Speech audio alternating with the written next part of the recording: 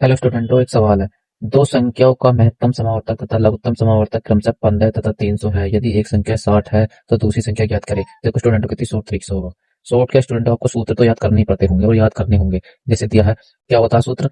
अगर होता है दो संख्याओं का लघुत्तम समावर्तक और महत्तम समावर्तक दिया होता है तो एक संख्या दी होती है, तो दूसरी संख्या कैसे निकालते हैं। देखो क्या होता है सूत्र? महत्तम समावर्तक गुणा लघुत्तम समावर्तक बराबर पहली संख्या गुणा गुणा दूसरी संख्या।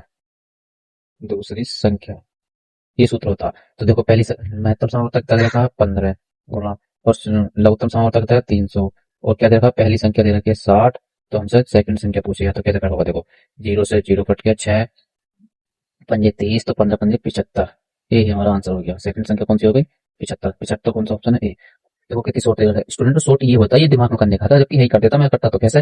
देखो, जिससे यहाँ काट देता 5 बार, क्योंकि इन्होंने दे रखा था 15 पंजे 75, यही आ जाता 75 आंसर हमारा। ये ऐसा हो जाता। और देखो नीचे एक सवाल हो रहा है इसी बेस पे। ये आपको स्टूडेंट को करके बताना है कमेंट बॉक्स में, इसका आंसर कितना आएगा। इसका आंसर कितना होगा कमेंट बॉक्स में आपको करके बताना है स्टूडेंट को, क्योंकि ऐसे सवाल हर एग्जाम्स में आते हैं, कोई ना कोई से एग्जाम में जरूर आते हैं। केवल केवल कुछ नहीं होता, सूत्र याद और तुरंत आंसर, सूत्र याद तुरंत आंसर। ये ऐसे सवाल टाइम बचाते हैं हमारे हर एग्जाम्स में, उससे आगे फायदा मिल जाता है हमें। Thank you student.